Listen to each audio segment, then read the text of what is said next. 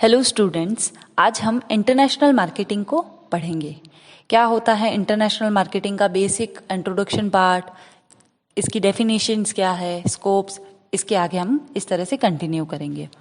तो चलिए इसके बेसिक इंट्रोडक्शन, बेसिक मीनिंग की तरफ। अंतर्राष्ट्रीय विपणन का मतलब क्या होता है वो हम पढ़ते हैं। International marketing is defined as the performance of business activities designed to plan, price, promote and direct the flow of company's goods and services to consumer or services in more than one nation for profit। यानी कि अंतर्राष्ट्रीय विपणन को एक लाभ के लिए एक से अधिक देशों में उपभोक्ताओं या उपयोगकर्ताओं के लिए कंपनी की वस्तुओं और सेवाओं के प्रवाह की योजना, मूल्य और प्रचार और निर्देशन के लिए डिज़ाइन की गई जो भी आपकी बिजनेस एक्टिविटी है के प्रदर्शन के रूप में परिभाषित की गई है। यहाँ पर बताया गया है कि इंटरनेशनल मार्केटिंग जो होता है कि आप अपने जो भी आपकी गुड्स है, जो भी आपकी सर्विसेज है, आप अपनी गुड्स और सर्विसेज को प्रॉफिट गेन करने के लिए कंज्यूमर तक उनको कैसे फ्लो करवाते हो।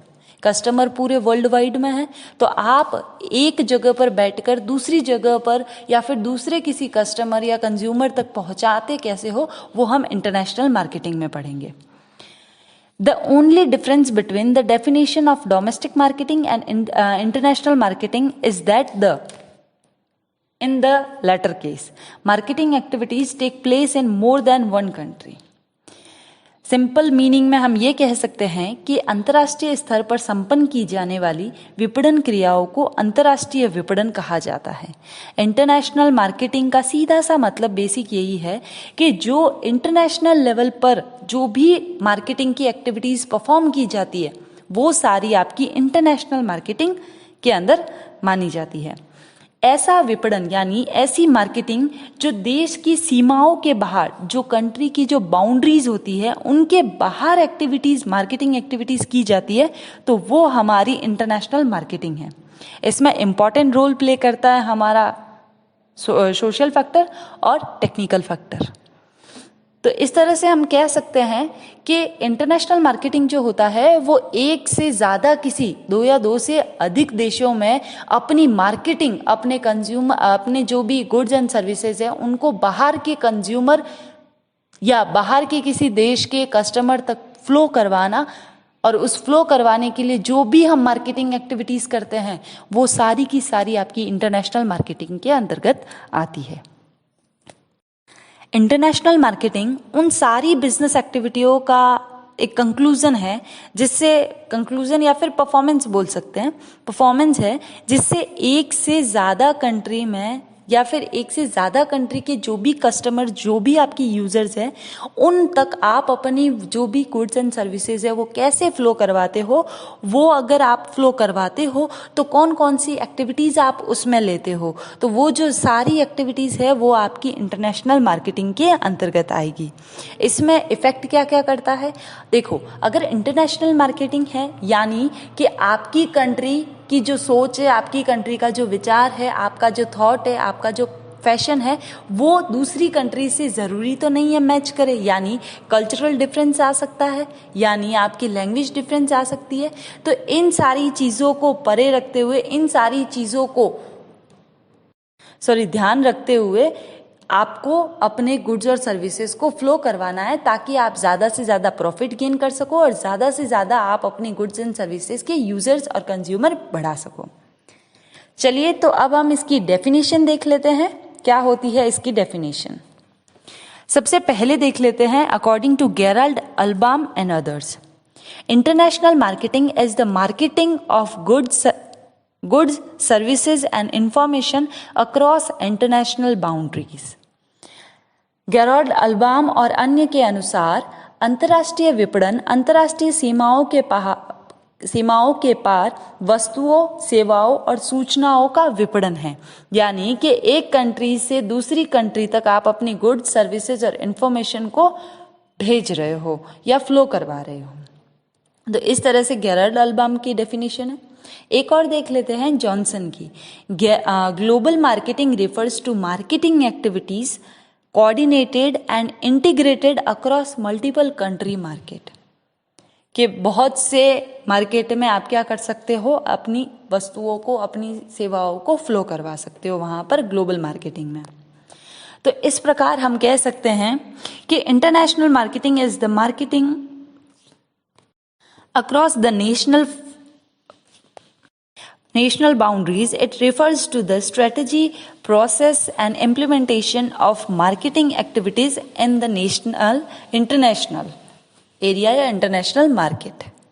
यानी कि इस प्रकार हम कह सकते हैं कि इंटरनेशनल मार्केटिंग का मतलब होता है कि आप अपनी गुड्स और सर्विसेज जो भी है, आप एक देश से दूसरे देश में वो क्या कर रहे हो, फ्लो करवा रहे हो, ताकि आपके कस्टमर बढ़े और आपका प्रॉफिट मैक्सिमम हो सके और आपकी गुड्स और सर्विसेज का फायदा दूसरे लोगों को भी हो सके। तो सिंपल सा बेसिक मीनिंग यही था कि इंटरनेशनल मार्केटिंग जो होता है वो इंटरनेशनल लेवल पर जो भी परफॉर्मेंस होती है मार्केटिंग एक्टिविटीज की, यानी इंटरनेशनल आ गया, इसका मतलब क्या है, एक देश तो है नहीं, दो या दो से अधिक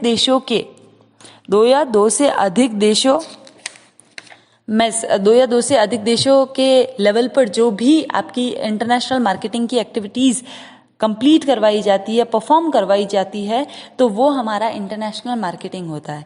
इसमें बाउंड्रीज जो होती है वो ओपन होती है, एक कंट्री से आप गुड्स एंड सर्विस मंगवा सकते हो, दूसरी कंट्री में भेज सकते हो, तो वो हमारी इंटरनेशनल मार्केटिंग के अंतर्गत आएगा।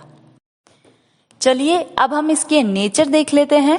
नेचर ऑफ इंटरनेशनल मार्केटिंग, विशेषताएं या प्रकृति हम बोल सकते हैं इसकी। सबसे पहला, मल्टीनेशनल मार्केटिंग, बहुराष्ट्रीय विपणन प्रबंध। अंतर्राष्ट्रीय विपणन बहुराष्ट्रीय विपणन प्रबंध प्रयासों का योग है। इसका मतलब ये है कि आपका जो भी मल्टीनेशनल जो भी मार्केटिंग प्रोग्राम है, हम उसको इंटीग्रेटेड कर सकते हैं, जो कि एक चैलेंजिंग वर्क है। सेकेंड है आपका कंट्रोलेबल एंड अनकंट्रोलेबल फैक्टर्स, नियंत्रण एवं अनियंत्रण घटक।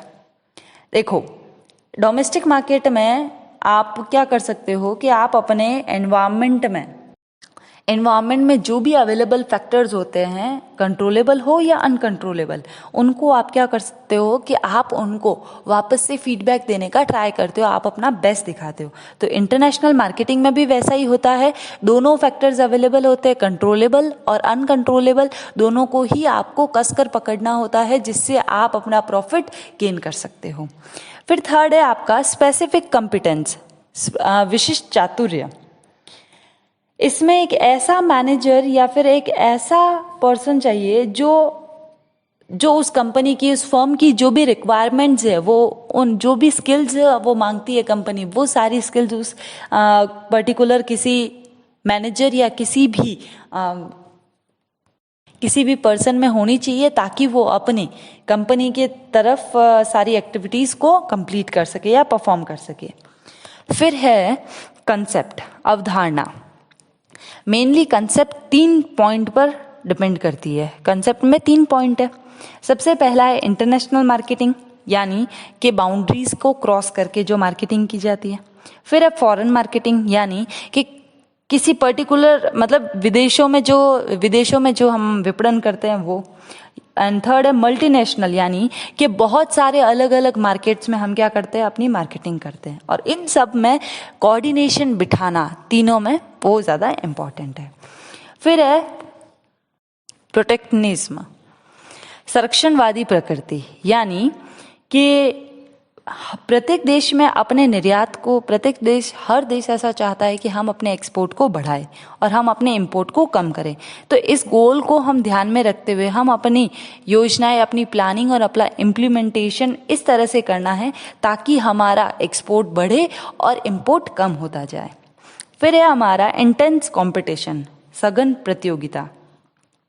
इसके अंतर्गत ये होता है कि अगर आप इंटरनेशनल मार्केटिंग कर रहे हो तो आपको सिर्फ आपके प्रेजेंट अवेलेबल है उन कॉम्पिटिटर्स को ही फाइट नहीं करना है, आपके सेम प्रोडक्ट वालों को भी करना है, आपकी सेम कंट्री वालों को भी करना है, अदर कंट्री के भी जिस देश में आप सामान बेच रहे हो उस देश में वो अदर कंट्रीज के भी आएंगे कॉम्पिटिटर, उनका भी सामना करना है। यानी कि 3 लेवल की यहाँ पर क्या होती है, कॉम्पिटिशन होती है, तो उन सब से भी आपको फाइट करना है। फिर है आपका क्रेडिट ओरिएंटेड यानी साख अभिमुखी, के इंटरनेशनल मार्केटिंग जो होता है वो क्रेडिट ओरिएंटेड होता है, यानी कि इसमें जो होता है वो विकसित देश जो डेवलप कंट्री है उनका ज़्यादा इंपॉर्टेंट रोल है।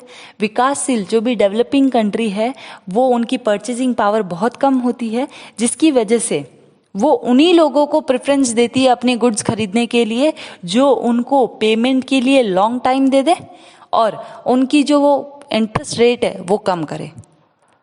फिर है हमारा रिस्क, जोखिम। अगर आप छोटा से छोटा बिजनेस कर रहे हो तो उसमें भी रिस्क है, और अगर आप बड़े से बड़ा बिजनेस कर रहे हो तो उसमें भी रिस्क है। यानी कि अगर आप बिजनेस कर रहे हो तो रिस्क का फैक्टर आपके साथ आएगा ही आएगा। तो रिस्क से घिरा हुआ होता है बिजनेस।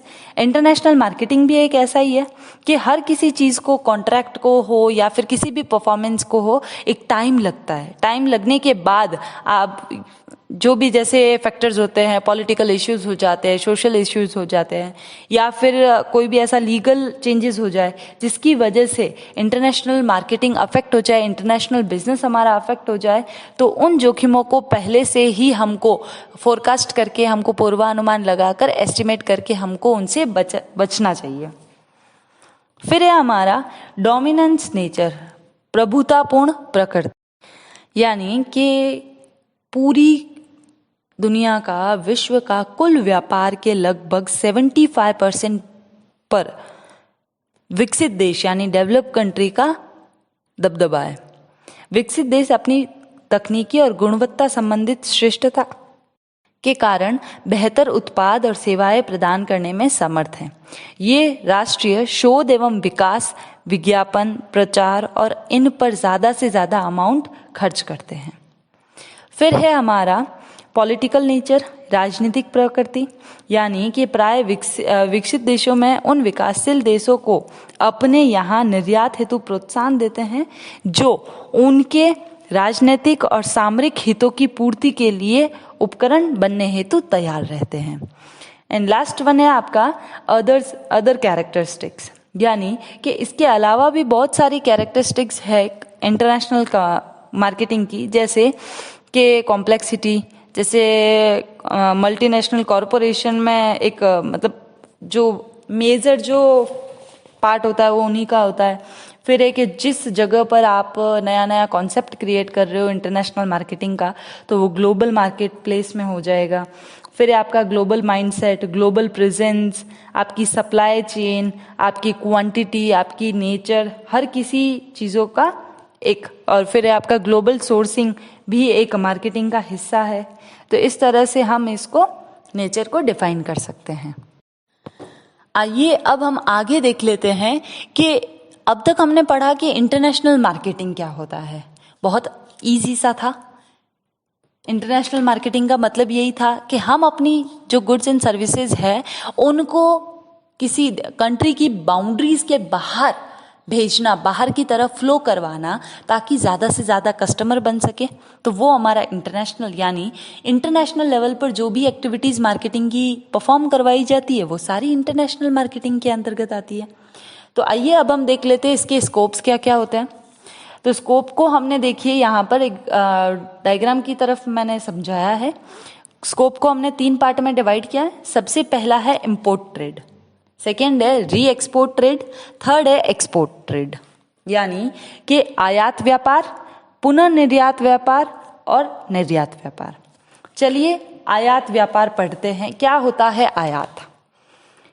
कि आयात व्यापार में संलग्न अंतर्राष्ट्रीय विपणन कंपनियां दूसरे देशों से माल अथवा वस्तुओं का आयात करके उन्हें अपने देश में विक्रय करती है। ऐसा देश में उस वस्तु और माल को पर्याप्त उपलब्धता न होने अथवा दूसरे देशों में उसकी तुलनात्मक लागत कम होने पर किया जाता है। इंपोर्ट का सीधा सा मतलब है कि आप दूसरी कंट्री की जो भी गुड्स एंड सर्विसेज है आप उनको खरीदते हो और अपने कंट्रीज में, अपने जो भी आपका स्टेट है, जो भी आपका रिटेलर है, होलसेलर, आप उनको सेल करते हो। दूसरी कंट्री से सामान मंगवाया हमने दूसरी कंट्री ने हमको सामान भेजा, उसके बदले में हमने उनको पेमेंट किया, उन्होंने हमको सामान भेजा, फिर उसके बाद हमने क्या किया, हमने उस सामान को अपनी कंट्री में सेल कर दिया, तो वो होता है हमारा इंपोर्ट। सेकेंड है हमारा री एक्सपोर्ट। री एक्सपोर्ट का मतलब क्या होता है कि पुनः निर्यात व्यापार, यानी कि विपणन कंपनियां दूसरे देशों से कच्चे माल या अर्ध निर्मित माल का आयात करके उसे निर्मित माल में परिवर्तित करती है। इसके पश्चात निर्मित माल अथवा वस्तुओं का अन्य देशों को निर्यात करती है। एक एग्जाम्पल के थ्रू समझाती हूँ ये मैं। 3 कंट्रीज बनाते हैं हम। सबसे पहली जो कंट्री होगी वो होगी इंडिया, सेकेंड होगी हमारी अमेरिका, थर्ड होगी हमारी जापान। हमने रॉ मटेरियल खरीदा जापान से रॉ मटेरियल खरीदा, यानी हमने इंपोर्ट किया। इंपोर्ट करने के बाद उस रॉ मटेरियल को हमने प्रोसेस करके फिनिश गुड में ट्रांसफर किया, यानी पूरा तैयार किया। उसके बाद तैयार हो जाने के बाद हमने उसी इंपोर्ट किए गए माल को वापस से एक्सपोर्ट कर दिया, किसको, अमेरिका को। तो ये जो प्रोसेस है वो है हमारा री एक्सपोर्ट ट्रेड, पुनः निर्यात, यानी कि किसी अन्य कंट्री से, किसी अन्य देश से तो हमने कच्चा माल खरीदा, उसके बाद हमारे देश में उसको बनाया, पूरा तैयार किया, और देन उसके बाद हमने अमेरिका को सेल कर दिया। फिर थर्ड है हमारा एक्सपोर्ट ट्रेड, यानी कि हम अपने यहाँ की जो भी सर्विसेज है, जो भी गुड्स हैं, हम दूसरे देशों में उनको क्या करते हैं, सेल करते हैं। जैसे एग्जाम्पल, इंडिया की चाय को हमने इंडिया में, यहाँ चाय जो उगती है इंडिया में चाय होती है, तो चाय को हमने क्या किया कि दूसरी कंट्रीज में एक्सपोर्ट कर दिया, वहां पर बेच दिया, वो हमारा होता है एक्सपोर्ट ट्रेड। अब किन किन तरीकों से हम एक्सपोर्ट को अदर कंट्रीज में क्या कर सकते हैं, ऑपरेट कर सकते हैं, तो उसमें देखो हमारे 5 पॉइंट्स दे रखे हैं कि 5 तरीकों से हम एक्सपोर्ट कर सकते हैं। सबसे पहला है establishment of branch in foreign, विदेश में शाखा की स्थापना, कि इसके अंतर्गत एक निर्यातक विदेश में अपनी शाखा खोल सकता है और जो भी उसकी मार्केट की रिक्वायरमेंट्स है उनके अकॉर्डिंग वो सामान को वहां पर बेच सकता है थ्रू ब्रांच। सेकेंड है जॉइंट वेंचर एंड कोलैबोरेशन, जैसे कि दो कंपनियों ने मिलकर या 2 कंट्री ने मिलकर किसी एक सामान को बनाया और फिर किसी अन्य देश को बेच दिया, उन्होंने जॉइंट वेंचर कर लिया। जैसे हीरो होंडा, जैसे बजाज कावासाकी, जैसे टाटा एज। फिर फोर्थ है हमारा कंसल्टेंसी सर्विसेज। इसका मतलब ये होता है कि अंतर्राष्ट्रीय विपणन के क्षेत्र में परामर्श सेवाएं भी आ जाती हैं। विकसित देश विकासशील देशों को अपने यहाँ आधारभूत उद्योगों की स्थापना करने के लिए परामर्श सेवाओं का निर्यात करते हैं। इसके लिए निर्यातक कंपनी अपने परामर्शदाता भेज देती है जो निर्माण स्थल पर अपना मार्गदर्शक देते हैं। फिर फिफ्थ है technical and managerial know how, कि अंतर्राष्ट्रीय विपणन के क्षेत्र में तकनीकी और प्रबंधकीय जानकारी भी सम्मिलित हो गई है। निर्यातक देश अपनी तकनीकी विशेषज्ञ एवं प्रबंधकों को इसके आयातक देशों में भेजकर वहां के व्यक्तियों को तकनीकी और प्रबंधकीय चातुर्य का ज्ञान कराते हैं। तो इस तरह से ये थी हमारे स्कोप्स को हमने 3 पार्ट्स में डिवाइड किया, इंपोर्ट ट्रेड, री एक्सपोर्ट एंड एक्सपोर्ट ट्रेड।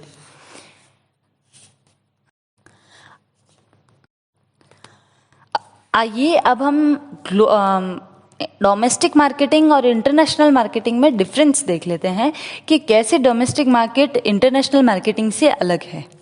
तो चलिए इसके कुछ डिफरेंसेस है वो देख लेते हैं। सबसे पहला, डोमेस्टिक मार्केटिंग वैसे होता क्या है कि इंटरनेशनल मार्केटिंग का मतलब ये होता है कि आप अपनी गुड्स एंड सर्विसेज 2 या 2 से अधिक देशों में सेल कर रहे हो, बाहर की तरफ प्रवाहित कर रहे हो। और डोमेस्टिक मार्केटिंग में यानी कि यहाँ का जो सामान बना है वो यहीं पर सेल हो रहा है, यानी जो भी मार्केटिंग होगी वो अपने देश में ही होगी, स्वदेश में होगी। चलिए स्टार्ट करते हैं इसके बेसिक से। सबसे पहला है domestic marketing refers to carrying out marketing activities within the national boundaries, कि जो भी एक्टिविटीज करनी है वो आपको नेशनल बाउंड्रीज के अंदर ही करनी है। इंटरनेशनल मार्केटिंग का मतलब है कि आपकी जो एक्टिविटीज है वो आपको नेशनल बाउंड्रीज के आउटसाइड, बाहर करनी होगी। सबसे पहला डिफरेंस, डोमेस्टिक में बाउंड्रीज के अंदर कर सकते हो और इंटरनेशनल में बाहर करनी होगी आपको। फिर दे रखा है सेकेंड स्कोप, डोमेस्टिक मार्केटिंग में लोकल मार्केट, और इसका लोकल मार्केट लगता है इसलिए इसका स्कोप भी थोड़ा सा लिमिटेड है। इंटरनेशनल मार्केटिंग में ग्लोबल मार्केट होता है, जिसकी वजह से इसका जो स्कोप है वो बहुत व्यापक है, बहुत ही वाइड है। फिर है लैंग्वेज और कल्चरल, कि डोमेस्टिक मार्केटिंग में सेम लैंग्वेज और एक ही कल्चर होता है हमारा स्वदेश में, और इंटरनेशनल मार्केटिंग में बहुत सारी भाषाएं, बहुत सारी अलग अलग लैंग्वेजेस होगी और अलग अलग संस्कृति और अलग अलग कल्चर भी होगा वहाँ पर। फिर फोर्थ है आपका करेंसी। डोमेस्टिक मार्केटिंग में सिर्फ एक ही तरह की करेंसी यूज हो सकती है और इंटरनेशनल मार्केटिंग में अलग अलग तरह की करेंसी होगी, जिस देश में जो करेंसी चल रही है वो करेंसी यूज होगी। फिर है हमारा कंट्रोल, यानी controlling easy in domestic marketing. Domestic marketing को हम इजीली कंट्रोल कर सकते हैं और इंटरनेशनल मार्केटिंग को डोमेस्टिक मार्केटिंग के कंपेयर में थोड़ा सा डिफिकल्ट हो जाता है कंट्रोल करना। फिर है रिस्क, कि डोमेस्टिक मार्केटिंग में हमेशा थोड़ा सा कम रिस्क होता है अपेक्षाकृत इंटरनेशनल मार्केटिंग के, और इंटरनेशनल मार्केटिंग में ज्यादा रिस्क होता है अपेक्षाकृत डोमेस्टिक मार्केटिंग के। फिर है मार्केट, कि डील विथ होमोजेनियस मार्केट, यानी कि सिमिलर मार्केट से ही आपको डील करना है, एक जैसे मार्केट से। और इंटरनेशनल मार्केट में आपको बहुत सारे अलग अलग भिन्न भिन्न मार्केट में डील करना पड़ेगा। एंड फिर है competitors behaviour is easy to predict.